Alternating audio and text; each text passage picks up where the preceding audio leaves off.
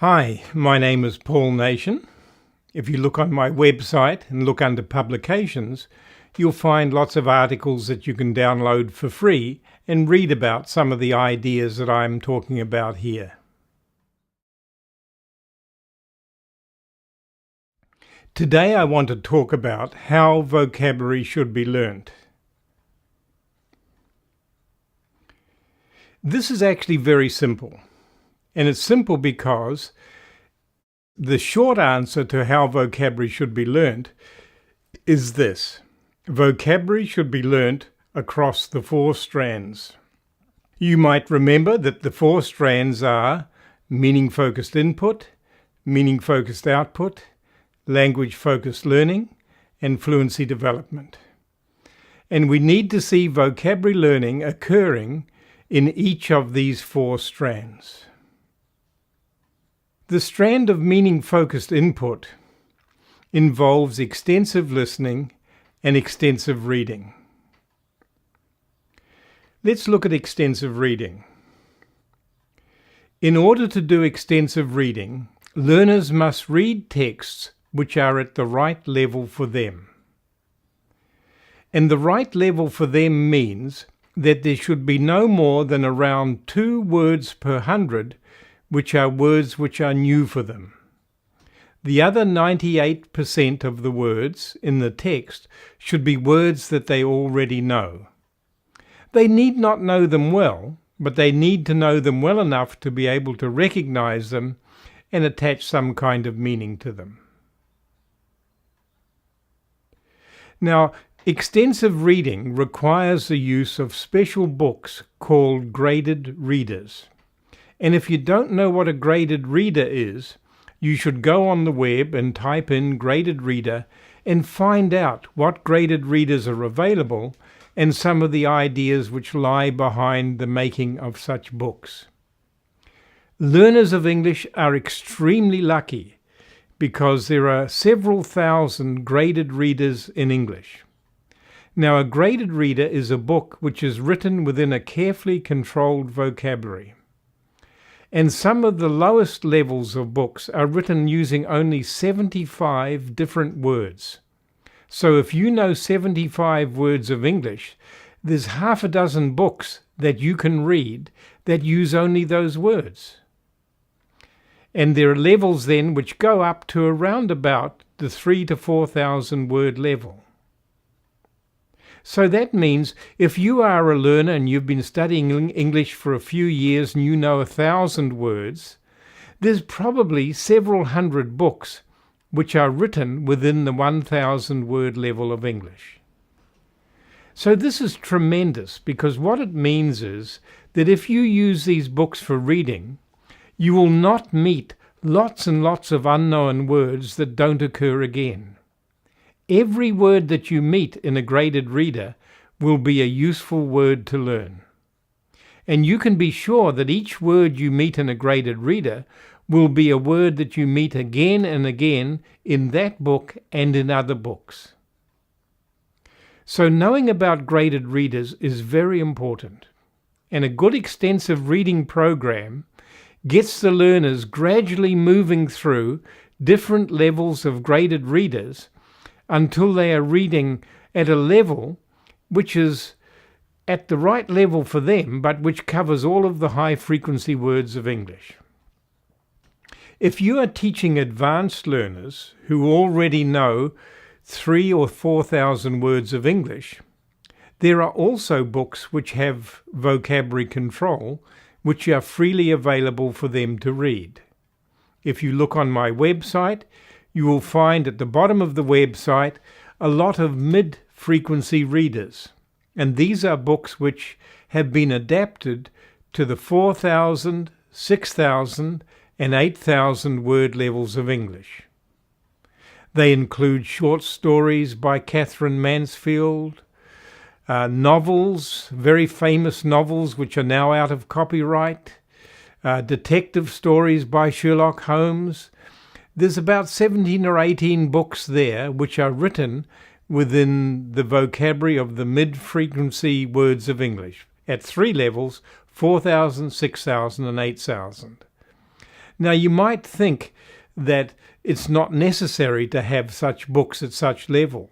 But if you read a book written at the 6,000 level, that book replaces over 1,000 words which are outside that level. And that means 1,000 words that you don't have to look up, and words that you will only meet once in that novel and not meet in the next novel you read. So the mid-frequency readers take a lot of the unnecessary effort away from reading. So it's really important then that extensive reading becomes part of a language program, because extensive reading allows the learners to gain large amounts of input, to gain lots of repetition of the words that they need to learn, without being troubled by large numbers of unknown words which don't occur again within the language course. Extensive listening can also have a similar effect to extensive reading, but it's much more difficult to control the vocabulary levels of extensive listening, and it's much harder for learners of English as a foreign language to learn words through extensive listening, because it's harder to pick up words in listening than it is in reading. But nonetheless, extensive listening and extensive reading are very important parts of a vocabulary development program. If you want to increase your learners' vocabulary knowledge and they are not doing extensive reading, you have missed one of the major opportunities for vocabulary learning. Vocabulary learning should occur through speaking and writing. It seems a bit strange to suggest that learners can learn new words through speaking and new words through writing, because there the learners are actually producing the language. How can they produce words that they don't know? Well, this can happen when learners do speaking and writing which are based on tasks which involve some written input. When learners do some reading and then they speak about what they've read, or they have an information sheet which contains the situation which they then have to deal with in their speaking, this handout sheet can contain some vocabulary which is unfamiliar to the learners, and that encourages them to use it within the speaking or writing that they do with that task. So both speaking and writing can become important ways of both strengthening knowledge and getting new knowledge of vocabulary. The third strand of a course, the language-focused learning strand, also has a very important role to play in vocabulary learning. Intensive reading involves the teacher and the learners working together to understand a difficult text. A text in an intensive reading part of the program is much more difficult than a text which should be in the extensive reading part. And so the teacher and the learner, or a learner's working in pairs, or a learner working with a dictionary, can work on an intensive reading text and use that to look up words, to get explanation of words, and to increase their vocabulary through a deliberate focus on words. Intensive reading can also be used to help develop strategies like guessing from context and by using word parts and dictionary lookup. The language-focused learning strand of a course should also include the learners using the strategy of word card or flashcard learning. I think deliberate learning of vocabulary learning using a flashcard app on a cell phone is an excellent idea. There are now very good programs which use well-researched principles of learning to present and help learners learn vocabulary by studying the vocabulary deliberately. There's been a lot of talk and prejudice against learning words and their translations. This talk is not supported by research. Research shows very clearly that learning a word and its first language translation is a very effective way of learning, and it gives the kind of knowledge which is needed for normal language use. If someone criticizes the use of this technique, you should ask them, "Can you show me the research which supports what you're saying?" They will not be able to show you because there isn't research which supports what they're saying. There's tons of research which supports the idea that I'm giving you. And if you want to read about that research, you can look in one of my books, such as Learning Vocabulary in Another Language, where there is a whole chapter on the research involving flashcard and word card learning. This kind of bilingual learning is a very efficient and very effective, and learners should know how to do it well. Another part of the language-focused learning strand is strategy training. And teachers should train learners in the strategy of guessing from context, how to use word cards and flashcards well, how to use word parts to help words stick in your memory, and how to use a dictionary to help words become memorable when you look them up. So, an important part of the language-focused learning strand then is strategy development. You don't develop a strategy by spending a few minutes in one class on it. You have to see strategy development as coming back to the same strategy again and again for 5 or 10 minutes over a period of a couple of months or even a period of 6 months. People get good at guessing from context by getting repeated practice in guessing from context. They become efficient in using word cards by memorizing the principles that they should be using when they use word cards, by practicing those principles, by getting feedback from others and talking to others about their application of the principles. And they should do this kind of learning of the strategy over a period of time. It's easy to justify spending time on each strategy because each vocabulary learning strategy allows the learning of hundreds and thousands of words to occur. And so time spent on strategy learning in class gains the benefit of the skill of being able to learn hundreds and thousands of words. Language-focused learning also includes doing vocabulary exercises, working through a course book, and doing the exercises in a course book to learn vocabulary. The very important principles which are involved in vocabulary learning are repetition and the quality of attention. We don't learn something by meeting it once. We have to meet it many times in order for it to be able to stick in our memory. People have tried to answer the question, how many repetitions are needed for learning? There's no answer to that which is straightforward and simple because each word has its own particular learning burden and difficulty depending on the nature of the learner's first language and depending on the nature of the word itself. However, there is research which shows that somewhere around about 10, 12, 14, 15 repetitions are quite a reasonable number to expect learning to be able to occur. Some words need more repetitions, some words need less, but as a sort of average, somewhere around about 12, maybe a few more, is okay. Some of the research on this repetition, learning from repetitions, is very interesting because it involves eye tracking research. In one piece of research, the researcher got people to read a text, and they had on a particular device which tracked their fixations and eye movements as they read the text quietly to themselves. They could measure how long a time the person focused on each word. They found that after about 7 or 8 repetitions of the word, previously unfamiliar words received about the same focus time as words which were previously known. So it seemed that for reading, learners could get from about 7 or 8 repetitions enough knowledge to keep moving through the text at about the same speed. The other factor in learning is quality of processing.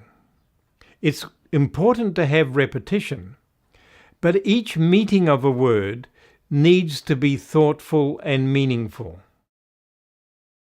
And there are ways in which we process words which make them more thoughtful and meaningful.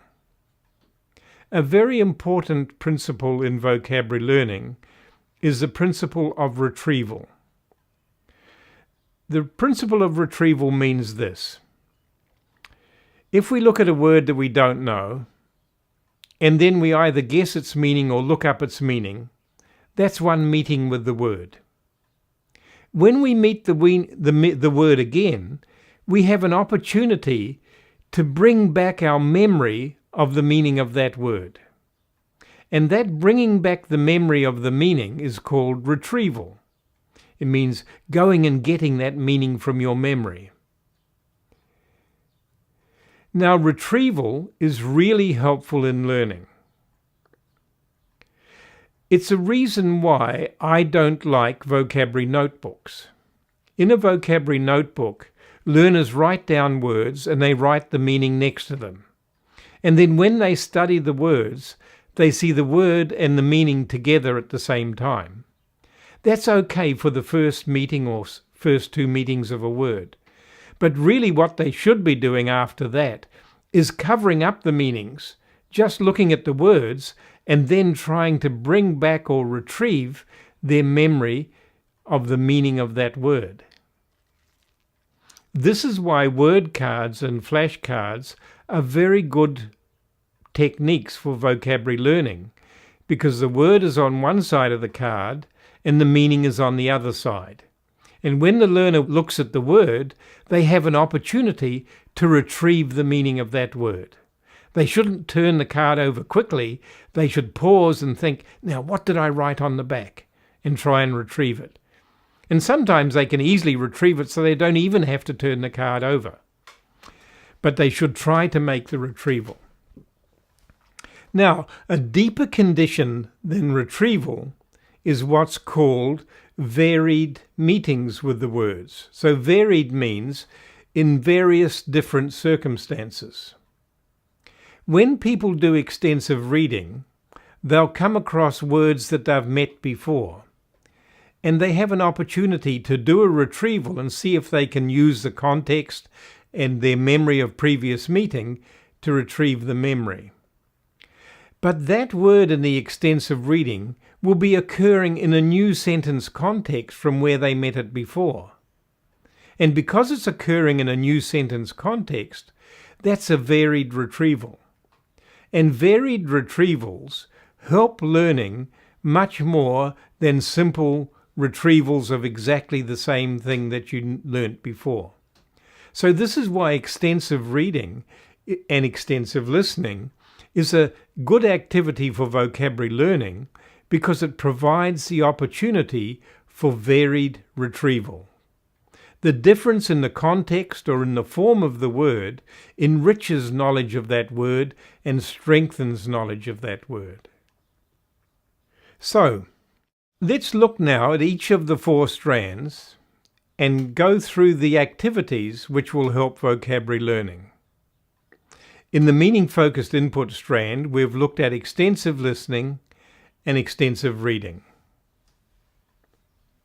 In the meaning-focused output strand, you have activities such as discussion activities, ranking activities, pair group activities, and so on, which will help the learning of words. And this learning occurs through negotiation and through guessing from context. Negotiation involves learners explaining the meaning of words to each other.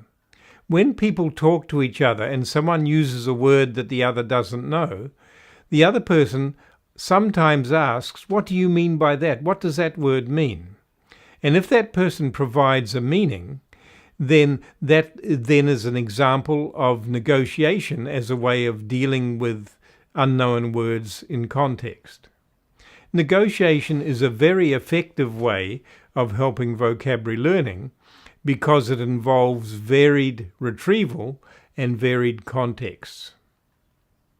The language-focused learning strand has the learning through word cards, learning through intensive reading and strategy training, and vocabulary teaching and exercises. The fourth strand of fluency development also helps vocabulary learning. This may seem a little strange because the requirement for the fluency strand is that the material should already be familiar and be known.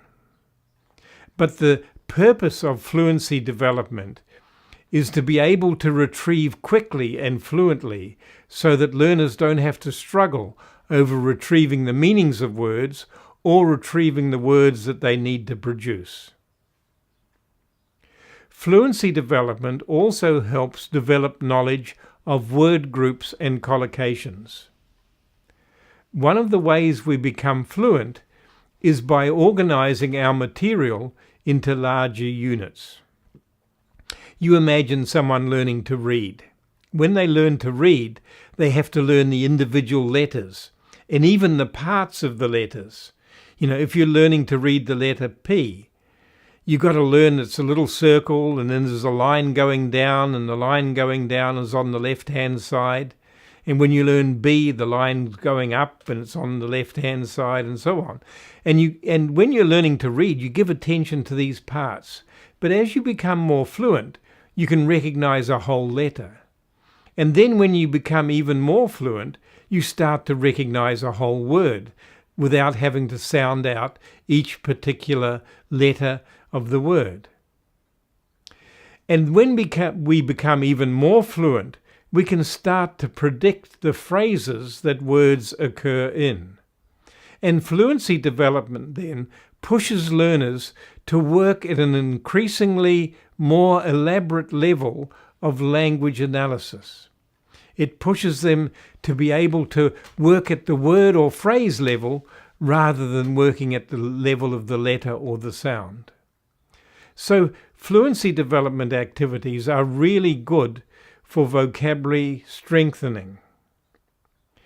Another feature of fluency development activities is that fluency development activities provide opportunity for lots of input and for lots of output. And this can provide lots of repetition. So fluency development activities are very important in vocabulary learning. You can ask, should a teacher, how do you teach vocabulary? That's actually not a very good question. And it's not a very good question because if you look back at what I've been saying about the four strands, teaching vocabulary is only a very small part of vocabulary learning. Most of vocabulary learning will occur through meaning-focused input, meaning-focused output, the learners using word cards, the learners learning how to use vocabulary learning strategies, and through fluency development.